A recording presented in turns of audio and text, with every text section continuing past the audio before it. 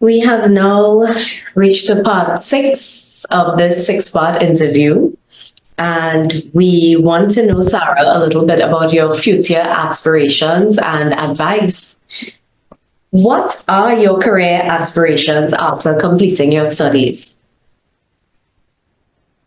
In terms of career, I still have a very open-ended question right there. I definitely want to continue working in Trinidad for my life. I don't see that changing very much. So when I get home, that is the plan.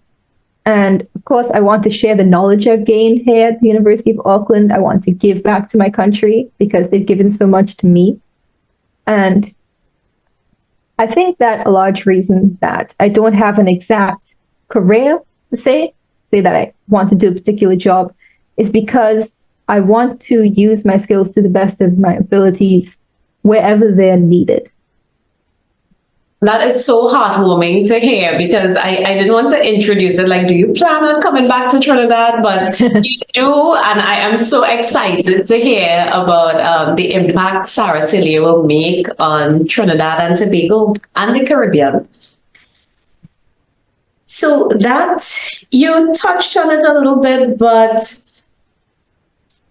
I know you don't have specifics. But how do you plan to contribute to the ICT field in the future? Well, I don't have any plans to necessarily contribute to ICT, but I think it's inevitable given that I have a background in ICT and that I'm going to be doing engineering, which, as I mentioned, is very closely tied to ICT, especially in terms of using computers and software. So I definitely think that I will contribute. I'm not exactly sure what I plan on doing, but again, wherever there's a need, I'll be there. And I want to know what advice you have to offer to young women, girls who are considering a career in ICT. Well, first things first, I think you should check out a Click to Start event near you. I'm not joking because, especially if you want to start out, ICT is something you have to love in order to love doing. You can't get around that. So your first step, if you're considering it, if you're just starting out or you think coding is cool or you like robots or you want to make the next WhatsApp because it went down for the 5th time this month, then you have to go and find out whether it's something you're really going to love doing with your life. And if it's something you've already gotten into, if it's something you think you love and you think you want to do as a career, continue. I know that self-learning is a crucial part of ICT, and you definitely need to develop that skill.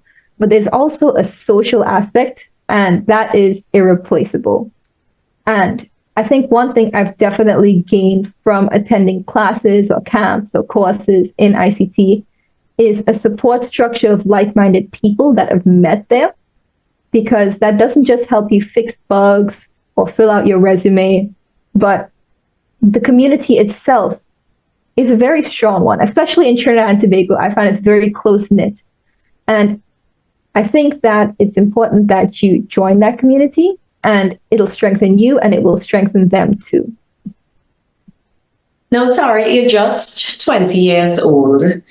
And you mentioned self-learning. So could you tell us a little bit about how you chose that path of self-learning, or what were some key resources for you on that self-learning path? Well, in terms of self-learning, I didn't start out like that. I started out with the camps and the, July, August workshops that I would have gone to when I was younger.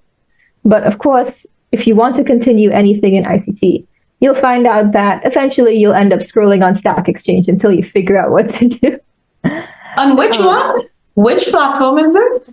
Stack Exchange. All the coders out there will know what I mean. They've seen that interface too often. But that's the thing, as I mentioned before. You will eventually get to the point where you just have to look at the developer manual. You just have to Google the problem that you're having and see if anyone has seen that error message before. And it's important, again, that you have a nice solid foundation to work on because that can be very intimidating. But in terms of self-learning, if you don't have access to a physical workshop or that kind of infrastructure, you can always learn online. For instance, I did a couple CS courses on edX, which is an online learning platform. You can get accredited if you'd like to, but you can also do the courses completely free. Wow, thank you for that. So I hope people who are looking on would be able to follow that path because I think it's really essential for them to find ways to continue learning. As we wrap up this interview, I want to know what are the top technological trends that you have been seeing and observing. So the top technology trends, and how do you think they would impact the future? Well, we've touched on AI a little bit, so I won't go too into that. But I definitely think that will impact the future. We've also seen a very interesting play-by-play of digital currency like Bitcoin and that sort of thing. I think that we definitely need to look out for what's going on in that frontier as well. And in terms of other technological trends impacting the future, I know that one that is very in our face in some ways is, for instance, reduced video times in media and that kind of thing. And I think that that will definitely impact not necessarily our ability to learn or focus, but how that manifests itself in the world. Okay, thank you very much. So we have actually come to the end of our Girls in ITC interview. And I just want to know, what is one of the most important lessons you have learned since you've gone to New Zealand, and what I'd like you to share that important lesson with our viewers. That's a very good question. I would have to say, first thing that comes to mind is a piece of advice a friend always tells me, and the way she puts it is, "I'm a shark. I don't move backward." And that sense of whatever happens, you keep moving forward. Whatever happens, you take it in stride and continue. You learn from it, you grow from it. I think that's definitely something I've learned to employ here because I have, again, all of these new things happening. I have all of the personal responsibility, all the academic responsibility.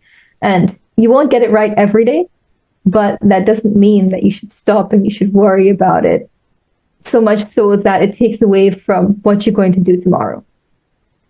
Wow. So we were chatting with Sarah Silly, the shark, who keeps moving forward, doesn't go backwards. Thank you so much. This has been such an enlightening experience. We really appreciate you taking the time to support and give back to the Click to Start Foundation. Thank you so much. Thank you so much for having me.